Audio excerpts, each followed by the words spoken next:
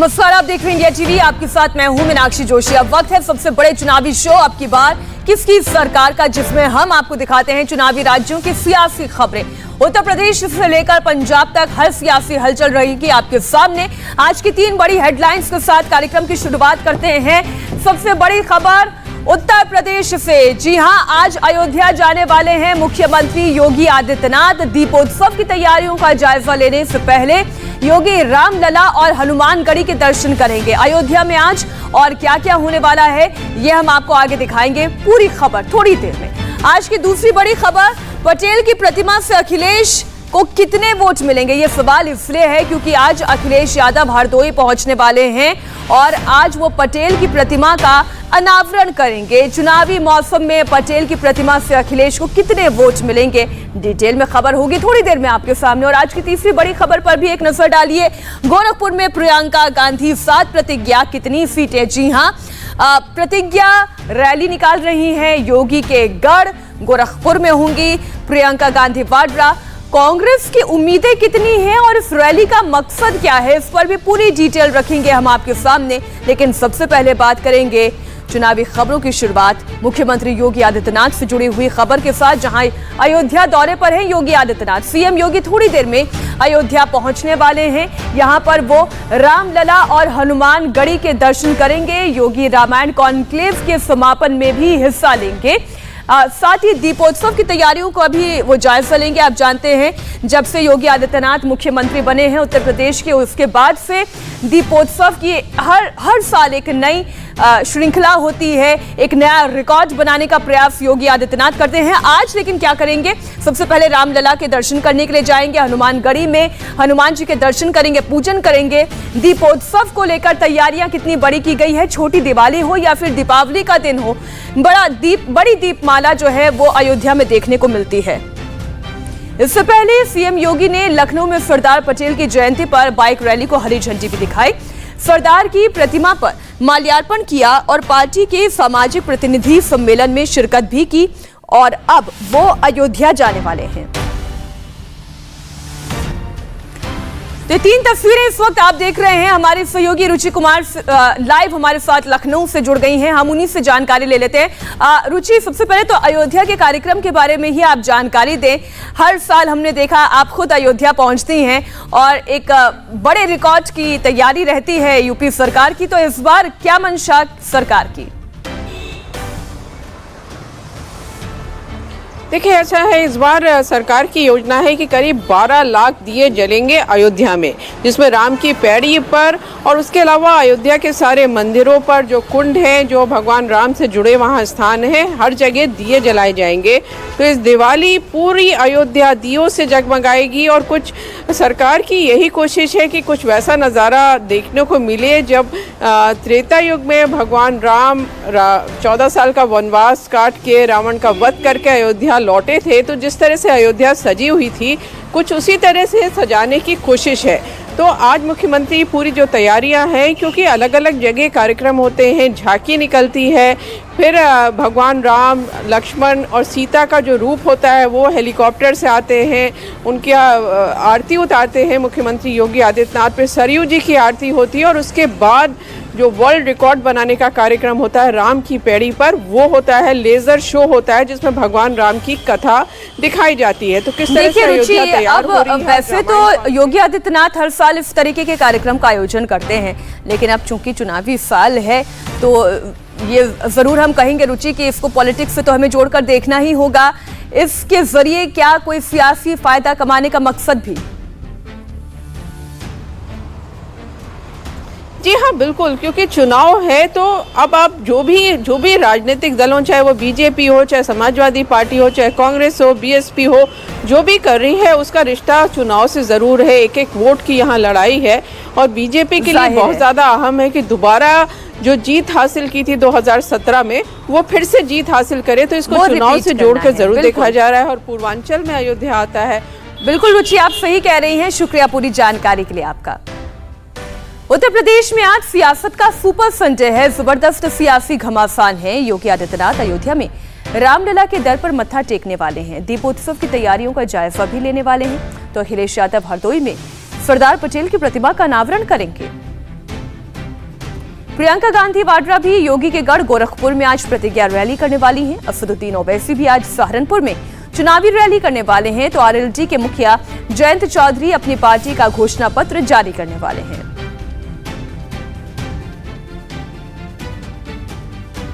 CM योगी ने अभी लखनऊ में पार्टी के सामाजिक प्रतिनिधि सम्मेलन में समाजवादी पार्टी पर पलटवार किया। कल अखिलेश ने बीजेपी विधायक राकेश राठौर के समाजवादी पार्टी में शामिल होने पर तंज कसा था।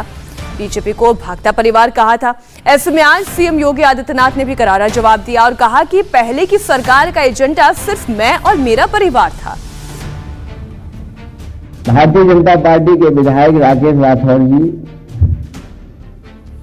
इनके आने के बाद हो सकता है मुख्यमंत्री जी अपने नारे का नाम बदल दें। मेरा परिवार भाजपा परिवार की जगह वो हो सकता है ये कर दें कि मेरा परिवार भाजपा परिवार। अच्छा, बहुत लोग आना चाहते हैं, बहुत लोग आना चाहते हैं अपनी अपनी गोल के साथ। वो समय आएगा तो चीजें सामने आ जाएंगी। मैं और मेरा परिवार, ये पिछली सरकारों का, चाहे वह जिन्होंने देश के अंदर और चाहे प्रदेश के अंदर जिसने भी शासन किया, वे सब यही करते थे।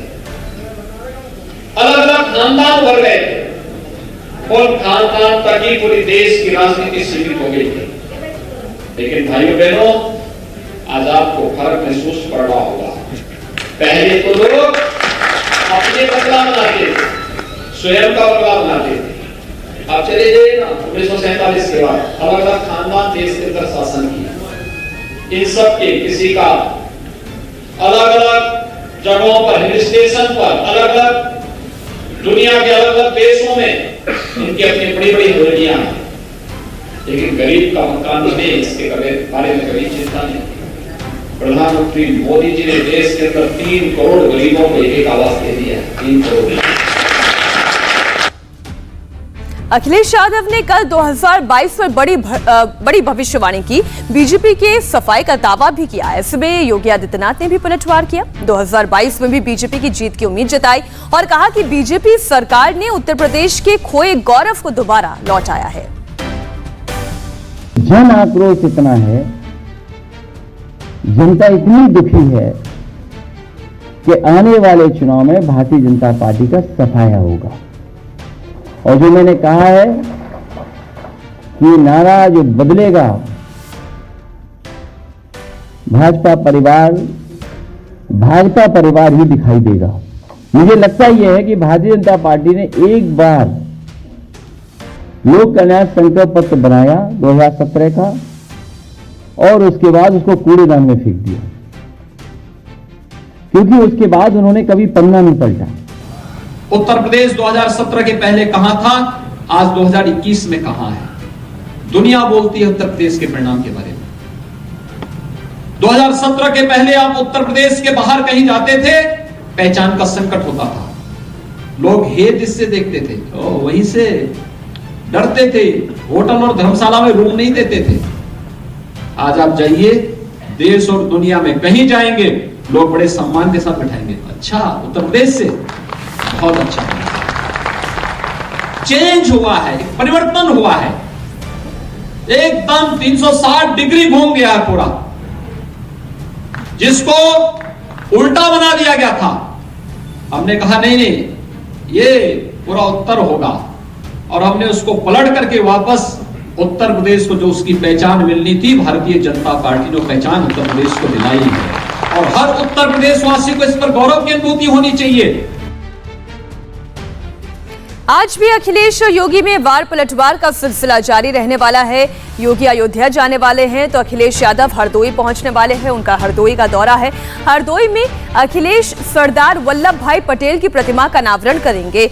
मौसम चुनावी है, ऐसे में आज आप जानते हैं राष्ट्रीय एकता दिवस भी है। पटेल की प्रतिमा के बहाने अखिलेश यादव की नजर कुर्सी पर है। कुर्मी पटेल वोट बैंक के जरिए वो कुर्सी तक पहुंचना चाहते हैं, लेकिन सरदार पटेल की वर्ल्ड रिकॉर्ड प्रतिमा बनाकर बीजेपी इस फ्रंट पर पहले ही बाजी मार चुकी है। इतना ही नहीं, कुर्मी नेता अनुप्रिया पटेल भी पहले से ही बीजेपी के साथ हैं। आइए बात करते हैं प्रियंका गांधी वाड्रा की। जो आज मुख्यमंत्री योगी आदित्यनाथ के गढ़ गोरखपुर में रैली करने वाली हैं। प्रियंका की प्रतिज्ञा रैली अब से थोड़ी देर में शुरू होने वाली है। वो गोरखपुर में रहेंगी। इस प्रतिज्ञा रैली के जरिए मैनेजमेंट की जिम्मेदारी पहले आपको बता दें किसे दी गई है। छत्तीसगढ़ के मुख्यमंत्री भूपेश बघेल को इसकी जिम्मेदारी दी गई है, जो उत्तर प्रदेश में कांग्रेस के सीनियर ऑब्जर्वर नियुक्त किए गए। बघेल खुद कुर्मी जाति से ही आते हैं, ऐसे में उनके जरिए कांग्रेस कुर्मी वोट बैंक को अपने पाले में करना चाहती है। फिलहाल आज की रैली में प्रियंका कार्यकर्ताओं में जोश भरने के साथ ही पूर्वांचल में कांग्रेस के पक्ष में माहौल बनाने की कोशिश करेंगी। साथ चुनावी ऐलानों का वादा भी एक बार फिर से दोहराएंगी। 2017 में उत्तर प्रदेश में कांग्रेस के सिर्फ 7 विधायक ही जीत पाए थे। इनमें पूर्वांचल से 2 विधायक हैं। आइए आपको बताते हैं। पूर्वांचल से देखिए, पूर्वांचल की जो हमने जिक्र किया, भूपेश बघेल को मैनेजमेंट की जिम्मेदारी दी गई है। कार्यकर्ताओं में जोश भरने की कवायद होगी। इस रैली के जरिए कांग्रेस के पक्ष में माहौल बनाने की कोशिश करेंगे प्रियंका, और 7 चुनावी ऐलानों को पूरा करने का वादा एक बार फिर से दोहराएंगी। अब ये इंपॉर्टेंट क्यों है, हम ये क्यों कह रहे हैं कि गोरखपुर से इसका वो आगाज करी है, पूर्वांचल को उन्होंने अपने नजर में रखा है। अजय कुमार लल्लू उत्तर प्रदेश के प्रदेश अध्यक्ष कांग्रेस पार्टी के तुमकुई राज से वो विधायक हैं। इसके अलावा आराधना मिश्रा विधायक दल की नेता हैं। ललितेश पति त्रिपाठी, अब आपको ये जानकारी दे दें, ललितेश पति त्रिपाठी खानदानी नाता तोड़कर टीएमसी का दामन थाम चुके हैं। अब देखिए रुचि, चुनौती बहुत बड़ी है। प्रियंका गांधी वाड्रा पहले तो ऐसा वादा कर चुकी हैं कि 40% महिलाएं उन्हें वो टिकट देंगी, और अब वो जो नजरिया अपना रखना चाह रही है 7 प्रतिज्ञाओं के जरिए और कुर्मी वोट बैंक को साधना चाह रही है, क्या वो वाकई में संभव हो पाएगा? देखिए मीनाक्षी, जमीन पर अब आएंगी तो कांग्रेस की हालत बहुत खराब है। जमीन पे कांग्रेस आपको बूथ लेवल पर नहीं दिखाई देती है, और ये बात प्रियंका गांधी भी अच्छी तरह जानती हैं कि ज़मीनी हकीकत कांग्रेस के लिए अच्छी नहीं है। लेकिन प्रियंका गांधी का ये कहना है कि पार्टी को मजबूत करने की वो कोशिश कर रही हैं। बूथ लेवल पे वो कोशिश कर रही हैं, कार्यकर्ताओं को पार्टी से जोड़ने की कोशिश कर रही। 1989 से यूपी में कांग्रेस सत्ता से बाहर है, तो कांग्रेस को भी पता है कि इतनी आसानी से वापस सत्ता उनको यूपी में नहीं मिलने वाली। लेकिन इधर कुछ दिनों से जिस तरह से प्रियंका गांधी उत्तर प्रदेश में एक्टिव हैं, वो हर जगह जा रही हैं, और ऐसा लग रहा है कि वो मुख्य विपक्ष कांग्रेस पार्टी है और मुख्य विपक्षी नेता प्रियंका गांधी हैं। तो उनको देखने के लिए भीड़ भी आ रही है। वो लोगों के साथ खेतों में जाकर, जो महिलाएं हैं उनके साथ खाना भी खा रही हैं, लोगों को गले भी मिला रही हैं। अभी ललितपुर गई थी, जहां पर खाद की कमी की वजह से वो किसानों से मिली। तो इस तरह की चीज़ें कर रही हैं जो सीधे जनता से वो जुड़ रही हैं। लेकिन विधानसभा चुनाव में कांग्रेस को कितना फ़ायदा मिलेगा ये देखने वाला होगा, क्योंकि आप जो चुनाव होता है वो 2020 क्रिकेट के मैच की तरह नहीं होता है कि आपने 20 ओवर अच्छे खेल लिए तो आप जीत गए। वो एक बराबर बहुत अच्छा विश्लेषण रुचि आपने किया है कि केवल लोकसभा चुनाव और विधानसभा चुनावों के दौरान प्रियंका गांधी वाड्रा का आ जाना और उसके बाद वो केवल 20-22 दिनों का दौरा ही कामयाब नहीं करता किसी पार्टी को। शुक्रिया रुचि पूरी जानकारी के लिए आपका। एनसीपी अधिकारी सुमीर वानखेड़े की पत्नी क्रांति रेडकर और उनके पिता ज्ञानदेव वानखेड़े ने केंद्रीय मंत्री रामदास आठवले से मुलाकात की। ये मुलाकात मुंबई में आठवले के घर पर हुई। इस दौरान आठवले ने एनसीपी नेता नवाब मलिक के आरोपों को बेबुनियाद बताया। उन्होंने कहा कि सुमीर वानखेड़े दलित हैं और उन्हें रिजर्वेशन का पूरा हक है। मुझे लगता है कि वो जो बोल रहे हैं सही नहीं है। मतलब ये मुसलमान होते थे तो वो ऐसा तो नहीं करते थे, लेकिन वो शेड्यूल कास्ट के उनके रिकॉर्ड में हिंदू महार है। और उनके पिताजी भी मतलब सब इंस्पेक्टर पहले बने, बाद में इंस्पेक्टर बने, वो भी एमए तक उनकी पढ़ाई हुई है। और उन्होंने मतलब नाजायज फायदा उठाया, ऐसा आरोप नवाब मलिक का ठीक नहीं है। सुमीर वानखेड़े दलित समाज के हैं, उनको रिजर्वेशन लेने का अधिकार है, और उन्होंने उनको रिजर्वेशन के माध्यम से वो IRS बने हैं, और नवाब मलिक के आरोप में बिल्कुल तथ्य नहीं है। इंडिया टीवी हर वक्त हर जगह डाउनलोड करने के लिए सर्च करें India TV news Google play store या ऐप स्टोर पर।